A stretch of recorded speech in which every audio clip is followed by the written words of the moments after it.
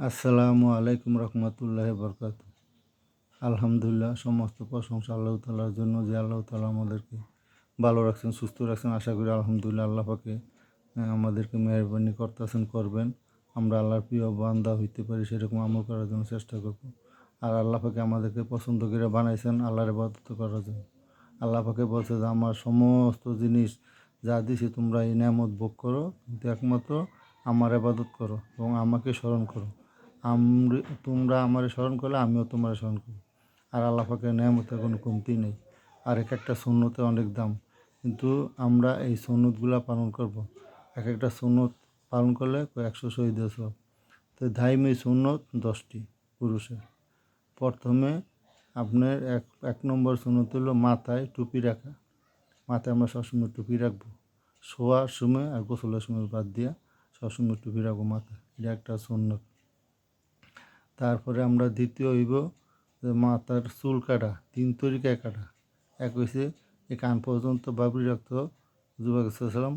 আরেক হইলো যে চুল চাইচা ফেলাই দিত একবারে। এই 2 আর 3 নম্বর হচ্ছে সব দিকে চুল একরকম থাকবো, কোনো সামনে পিছে বড় উপরে বড় সাইডে বড় এরকম না, সব দিকে একরকম থাকবো। এই লইগা আপনার এই চুল কাটার নিয়ম।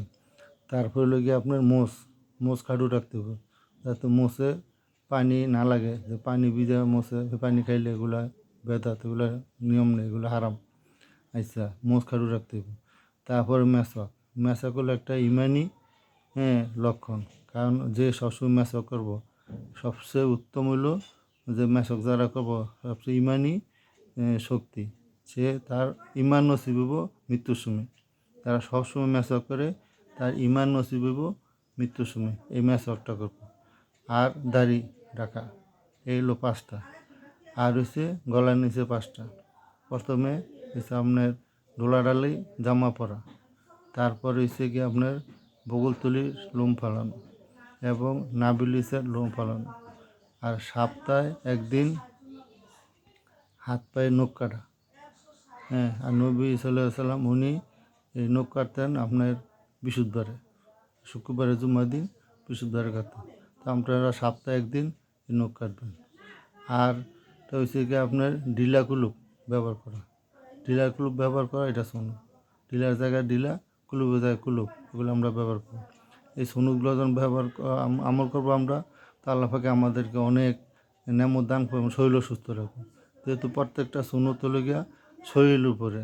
আর এই সুন্নতগুলো যখন আমরা পালন করবো, তা আল্লাহ পাকের রহমত বরকত আমাদের উপর নাজিল হবে।